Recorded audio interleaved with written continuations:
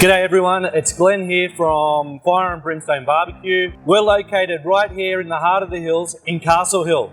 Hillside Hotel, right upstairs in the rooftop bar. Come with me, I've got a few things to show you.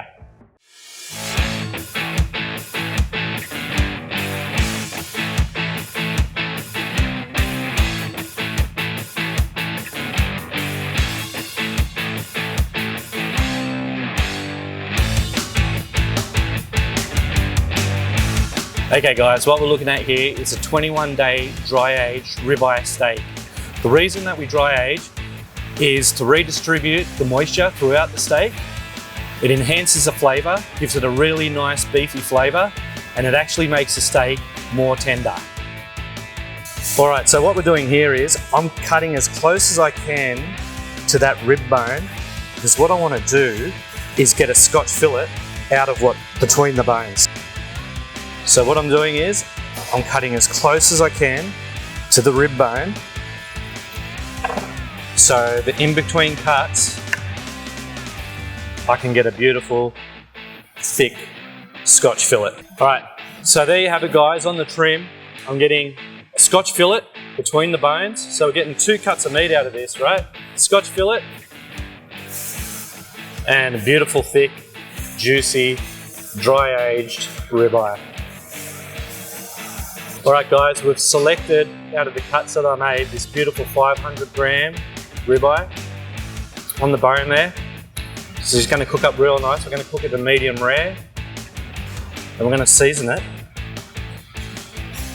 with Captain Chuck Longhorn beef rub, available here at Fire and Brimstone. So we don't need any oil or anything when we apply the rub. Just make sure you get plenty on there. It's a decent cut,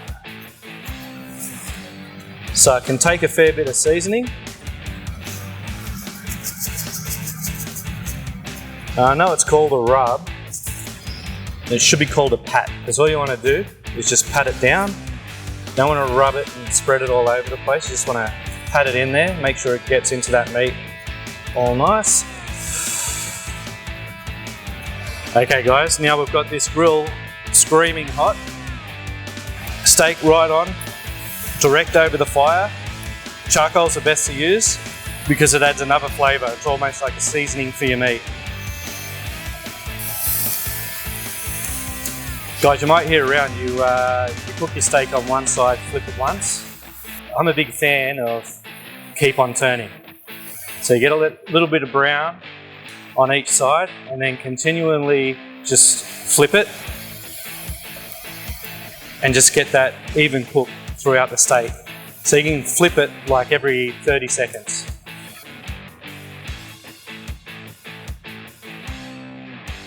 Alright, so another very important part of cooking a steak is resting time.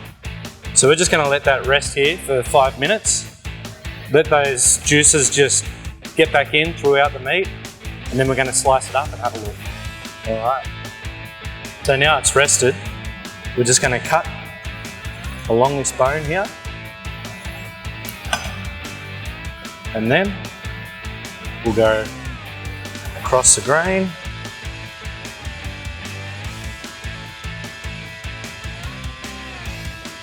So we're looking for a beautiful medium rare, and I think we got it. So now we'll add our homemade chimichurri. We use parsley, coriander, chopped chili, and we melt beef tallow down as a substitute to olive oil to make it a really beefy flavour. Alright guys, so that's how it's done. Come on down to Fire and Brimstone this week. Come and speak to your friendly pitmaster and see what dry-aged steaks we've got available for you to try. We're more than happy to cook them up on the Asada grill. So come on down and get your dry-aged steak this weekend.